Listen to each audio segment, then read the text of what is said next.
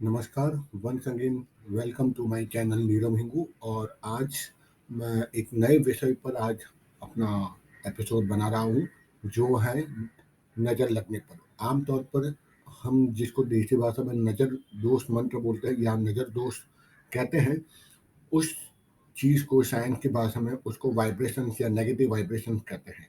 तो फ़र्क इतना ही है, केवल इस शब्दावली का। यह पूरा मंत्र का भी अपने आप में पूरा एक विज्ञान है। और पिछले कुछ पॉडकास्ट के एपिसोड्स में मैंने मंत्र विज्ञान के बारे में अपनी विचार स्पष्ट किए थे। और आज उसी एपिसोड को आगे लेके जाते हुए उसी सीरीज में मैं एक बहुत ही सरल सा साबर का दोष मंत्र बता रहा हूँ, जिससे न केवल बच्चे या कि किसी बुजुर्ग को, किसी महिला को, किसी व्यक्ति विशेष को भी यदि यदि आपको नज़र लगी हो या उस व्यक्ति को नज़र लगी हो, तब यह सरल मंत्र उपाय अवश्य काम करता है। तो चलिए शुरुआत करते हैं नज़र दोष निवारण का मंत्र प्रयोग, जो साबर पद्धति से लिया गया है। तो ये शुरुआत करते हैं। पहले मैं बात करूँगा कि यदि आपको नज़र दोष लगाएँ तो उसके क्या-क्या उसके रेपरेकशन या उसके कौन से उसके आपको सिम्पटम, साइन्स या उसके लक्षण क्या हैं। तो पहला, यानी कि ये मंत्र कब इस्तेमाल करें या उसके लक्षण क्या है जब आपको लगे ये मंत्र का उपयोगिता बढ़ रही है या आपको मंत्र का उपयोग करना चाहिए। पहला, जब आपको या किसी व्यक्ति विशेष को बात-बात पर गुस्सा आ जाता है, क्रोध की अवस्था बढ़ जाती है, तब समझ लीजिए अवश्य ही नज़र दोष लगा हुआ है। किसी किसी की नज़र लगती है, मतलब नेगेटिव वाइब्रेशन, जो ईर्ष्यावश किसी को किसी और के ऊपर ईर्ष्या आती है, तो उसको हम नज़र दोष में ही गिना जाता है। दूसरा, यदि छोटी-छोटी चीज़ों पर घर में, परिवार में, आपस में वाद-विवाद बहुत बढ़ जाता हो, छोटी-छोटी बात पे जिसका अ, कोई महत्व ही नहीं होता, छोटी-छोटी चीज़ पर आपने घर परिवार में आपको गुस्सा आ जाता है या वाद-विवाद कर लेते हैं, तभी भी ये समझ लीजिए किसी की नज़र लगी हुई होगी घर के ऊपर में या व्यक्ति विशेष के ऊपर में। तीसरा, ये मंत्र प्रयोग तब करें या उसके लक्षण तब है नज़र दोष का, जब कोई छोटी-छोटी बात पे घर में बीमारी अचानक से आ जाती हो, ठीक है? और चौथा, घर में कोई बड़ा बुजुर्ग या छोटा बच्चा या घर का मुखिया यदि मान लो बारंबार बीमार पड़ जाता है या लंबे समय तक बीमारी आ जाती है घर पे या किसी बुजुर्ग महिला या व्यक्ति के ऊपर, तब भी ये अवश्य मान लें कि आपको नज़र दोष लगी है या उस व्यक्ति विशेष को नज़र दोष का आघात ज़रूर पहुँचा है। तो ये सारे लक्षण हैं जब नज़र लगती है, ठीक है? तो इसीलिए कहते हैं बड़े-बुजुर्ग भी कि बीच-बीच में हम बच्चों को काला टीका करते थे। काला रंग एब्ज़ॉर्प्शन का कलर माना गया है। यही कारण है कि आज आज के इस प्रेज़ेंटेशन में, आज के इस एपिसोड में मैंने काला रंग का बैकग्राउंड रखा है। कारण ये है, थीम भी वही है और इसीलिए काला टिक्का रखने के पीछे भी यही था। जब हम काजल लगाते थे छोटे बच्चों को, आज भी लगाया जाता है गाँव घर में, शहरों में भी। रीज़न है काला जो रंग है, वो चीज़ों को एब्ज़ॉर्ब करता है, नेगेटिविटी को। इसीलिए काला रंग बहुत ज़्यादा महत्वपूर्ण है, ना कि वो पूर्ण नेगेटिव है, ना ही वो पूर्ण पॉज़िटिव है। एक्चुअली वो पॉज़िटिव भी माना जाता है। कलर साइकोलॉजी पर मेरा एक एपिसोड है, आप जाके चेक कर सकते हैं। मैंने लास्ट लॉकडाउन में आई थिंक मैंने कलर साइकोलॉजी पर पूरा फेसबुक लाइव लिया था, उसका एपिसोड मैंने अपने प्ले लिस्ट में रखा है, आप जाके तो चेक कर सकते हैं।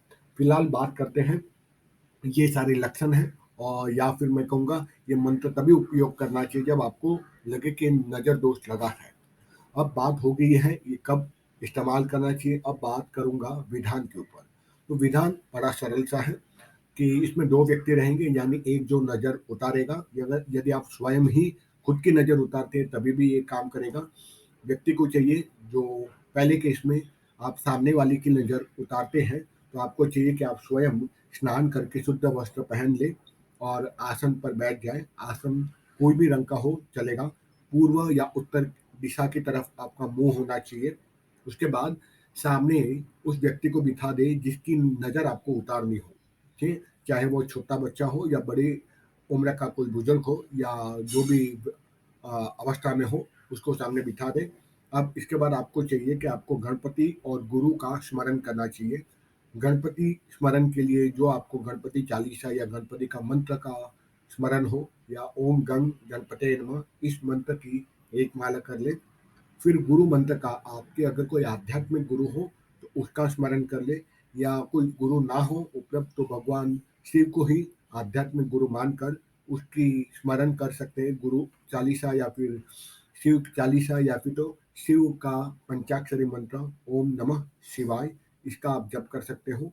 और उसके पश्चात साबर मंत्र की सुमेरु माला की एक माला जप करनी है, क्योंकि ये साबर मंत्र का विधान है। जो नजर मंत्र मैं आपको बताने जा रहा हूँ वो साबर मंत्र है, तो आपको चाहिए उससे पूर्व साबर सुमेरु मंत्र आता है, वो एक माला आपको कर लेनी है। और उसके बाद फिर मूल मंत्र को पढ़ते हुए सिर से लेकर पैर तक मयूर पंख आपको साथ में जरूर रखना है। बाजार में अवश्य मिल जाता है, गांव में भी और शहर में भी मयूर पंख का इंतजाम कर ले। और उसके फिर सिर से लेकर पैर तक झाड़ा मारना है, जिससे कि ये नज़र दोष या जिसको दृष्टि दोष कहते हैं वो दूर होता है। तो चलिए अब मैं बात करूंगा साबर सुमेरु मंत्र का। साबर सुमेरु मंत्र जिसकी एक माला करनी है, थोड़ा बड़ा सा है पर ये करना आवश्यक है। मंत्र है गुरु सद गुरु है वीर, गुरु साहब सुमरो बड़ी बात सिंगी, यहाँ सिद्धि लिख दिया पर सिंगी है। तोरो बन कहो मन नाउ करतार, सकल गुरु की हर बजे, गत्ता पाकर उठ जाग चेत संहार श्री परमहंस। ये मंत्र मैं डिस्क्रिप्शन बॉक्स में आपको डाल दूंगा आपके सहूलियत के लिए, ठीक है। तो ये इस मंत्र की एक माला करनी है। तो पहले गणपति मंत्र की एक माला करनी है, ओम गण गणपते नमः। नमः शिवाय मंत्र की एक माला करनी है, ओम नमः शिवाय। फिर ये साबर सुमेरु मंत्र की एक माला आपको करनी है। और जब ये तीनों की एक एक माला हो जाए उसके बाद मूल जो मंत्र है, थोड़ा बड़ा है नजर का जो मंत्र है, उसको आपको मंत्र बोलते हुए सिर से लेकर पैर तक जैसे झाड़ा करते हैं उस तरह से मयूर पंख से आपको झाड़ा करना है। ये है नजर दोष निवारण का मंत्र। मंत्र थोड़ा बड़ा सा है, चाहे तो आप इसको कंठस्थ भी कर सकते हैं या सामने एक पेपर पर लिख कर उसको देखते हुए झाड़ा कर सकते हैं। और वो मंत्र है ओम नमो नजर जहाँ पद पीर न जाओ, बोले छल सो अमृत बानी, कहो नजर कहाँ ते आई, यहाँ की थौर तो ही कौन बताई, कौन जात तेरी कहाँ थाम, किसकी बेटी क्या तेरो नाम, कहाँ से उड़ी कहाँ की जाया, अब के बस कर ले तेरी माया, मेरी जात सुनो चितलाए जैसी होए, सुनाओ आय तेलन तमोलन, चोहड़ी चमारी काय थनी खतरानी, कुम्हारी महत रानी, राजा की रानी, जा को दोष ताही सिर पड़े, जहार पीर नजर से रक्षा करे, मेरी भक्ति गुरु की शक्ति, फोरो मंत्र ईश्वरो वांछा। यह एक मंत्र हुआ। इस प्रकार से मंत्र को बोलते हुए आपको सिर से लेकर पैरों तक ध्यान करते रहना है। कितनी बार करना है? मिनिमम 21 बार करना है। ज़्यादा कर सके तो अच्छी बात है। इस मंत्र यह मंत्र स्वयं सिद्ध है। अगर आपको सिद्धि फिर भी करनी है तो इस मंत्र की 5 माला या 11 माला सिद्ध पर्व पर, जैसे कि होली, दीपावली, महाशिवरात्रि, महानवरात्र, जो नवरात्रि है माता के 4 नवरात्रि मानी जाती है, आश्विन नवरात्रि, चैत्र नवरात्रि, माघ की नवरात्रि और आषाढ़ी जो अभी फिलहाल चल रही है। आज फिलहाल है आषाढ़ी शुक्ल पक्ष अष्टमी। तो इन नवरात्रि पर भी आप अगर कोई मंत्र सिद्ध करना हो तो 11 माला जरूर करना चाहिए, तब वो मंत्र सिद्ध हो जाता है और फिर उसकी उपयोगिता और भी बढ़ जाती है, यानी एक्टिवनेस और भी बढ़ता है, जो कि ये स्वयं सिद्ध मंत्र है। कर लेंगे तो अच्छी बात है, ना कर पाए तो एटलीस्ट 21 बार इस मंत्र को बोलते हुए मयूर पंख से झाड़ा करना है सिर से लेकर पैर तक। यदि आप स्वयं का करते हो तब भी अपने आप को सिर से लेकर नीचे तक आते आते आपको झाड़ा कर देना और फिर झटक देना है पैर तक आने के बाद, यानी एक प्रकार के नेगेटिव एनर्जी को आपने अपने ऑरा से खींचा है और खींच करके उसको झटक दिया है, जिससे कि सारी नेगेटिव एनर्जी विलीन हो जाती है। तो यह एक छोटा सा सरल प्रयोग है नज़र दोष का।